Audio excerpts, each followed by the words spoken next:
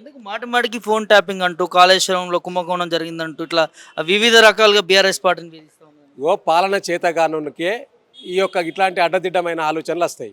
ఇలా పాలన చేత కాలేదు కాబట్టి రాష్ట్ర ముఖ్యమంత్రి గారికి నిత్యం విషయాన్ని పక్కదారి పట్టియాలి. పక్కదారి పట్టియాలంటే ఏం చేయాలి మరి? కాళేశ్వరంలో అవినీతి జరిగింది, కాళేశ్వరం కూలిపోయింది, లేకపోతే కాళేశ్వరం మీద కమిషన్ రిపోర్ట్ ఇస్తూ ఉన్నది, ఇంకో దాని మీద ఫార్ములా ఈ కారు మీద కేటీఆర్ గారిని విచారిస్తాం. ఇట్లాంటి యొక్క అక్కర్రాని విషయాలన్నిటి కూడా ఇవాళ రాష్ట్ర ప్రభుత్వం చేస్తూ ఉన్నది. అక్కడికొచ్చే విషయాలు మీరు మాట్లాడితే బాగుంటుంది. అది మేము మాట్లాడుకుంటే తట్టుకోలేక ఇట్లాంటి డ్రామాకు తెరలేపింది. అంటే ఫైనల్గా చెప్పండి, నిన్న హరీష్ రావు గారు మాట్లాడిన దానికే హడావుడిగా నోటీసులు ఇవ్వడము ఇవాళ 100% హరీష్ రావు గారు నిన్న ఒక్క మాట్లాడింది కాదు, గతంలో కూడా అసెంబ్లీలో ఎప్పటికప్పుడు ఈ యొక్క రాష్ట్ర ప్రభుత్వం యొక్క తప్పులను ఎత్తి చూపిండు.